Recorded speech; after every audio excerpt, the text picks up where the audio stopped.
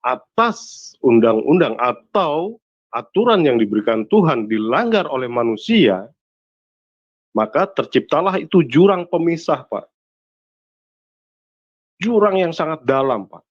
Itu berlaku dari manusia pertama sampai sekarang. Itulah yang disebut dosa turunan. Tetapi beliau tidak pernah dusta. Komitmen awalnya adalah kasih. Bagaimana caranya? Dengan sacrifice, Pak. Pengorbanan diri. Dia harus turun ke dalam dunia orang mati untuk mengambil jiwa-jiwa manusia yang dikasihinya. Baik. Lalu bangkit. Bangkitan itu menyatunya roh dan badan, Pak. Naik ke surga. Dan itu berlaku bukan untuk anak-anak Tuhan, Pak. Bukan hanya orang Kristen aja, Pak. Orang Kristen juga banyak yang masuk neraka, Pak Rahmat. Kalau tidak berlaku kudus, hidup kudus. Seperti itu, Pak. Jadi Bapak, puji Tuhan, Bapak sudah dijamah oleh Tuhan. Baik. Selanjutnya tinggal melanjutkan membaca, Pak ya, membaca runutan, karena ini adalah sejarah manusia, bukan dongeng. Dan manuskrip aslinya ada semua, Pak, tersimpan rapi. Itu. Ya, jadi Bapak bisa tinggal baptis lah gitu. Baik, Pak Dewi. Intinya memang Pak Rahmat, hati Anda telah dijamah oleh Roh Tuhan, oleh Roh Allah.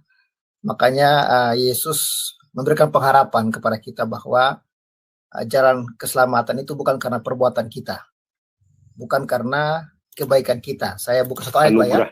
Betul. Iya, saya buka ayat, Pak ya. Itu dalam Alkitab jelas ya. Semoga Pak Dewi bisa. Oke. Maaf Pak Papel, boleh saya tambahkan? Sabar Pak, satu Pak ya. Ya, ini ya.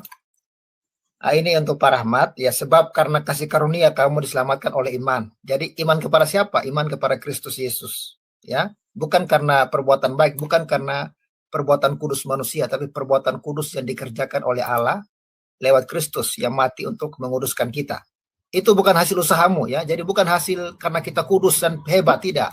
Tetapi pemberian Allah, gift, pemberian Allah, ya. Lalu ayat 9-nya mengatakan ya, itu bukan hasil pekerjaanmu. Sekali lagi, bukan hasil usaha kita. Oh, saya ini sudah kudus, saya ini sudah tidak buat ini, tidak. Tetapi semua itu adalah pemberian Tuhan, ya. Sehingga jangan ada orang yang menegakkan diri. Jadi, kalau kita masuk surga, kita tidak bisa lagi pukul dada. Oh Tuhan, saya yakin saya layak masuk surgamu. Kenapa saya layak? Karena saya sudah berpuasa, karena saya sudah rajin ibadah, rajin sholat, rajin beramal. Itu namanya kesombongan. Berarti masuk surga karena perbuatan baik. Tetapi dalam kekristenan, masuk surga bukan karena kekudusan manusiawi, tetapi kekudusan yang diberikan oleh Allah di dalam Kristus. Makanya itu bukan hasil pekerjaanmu, tetapi pemberian Allah. Ya, Pak Dwi, kiranya kuasa Tuhan bekerja sehingga Bapak membuka hati untuk menerima Yesus sebagai Tuhan dan Juru Selamat, supaya Bapak bisa memperoleh pengampunan dosa karena karunia Kristus. Ya, Pak Rahmat bisa berkata apa? Silakan Pak Rahmat.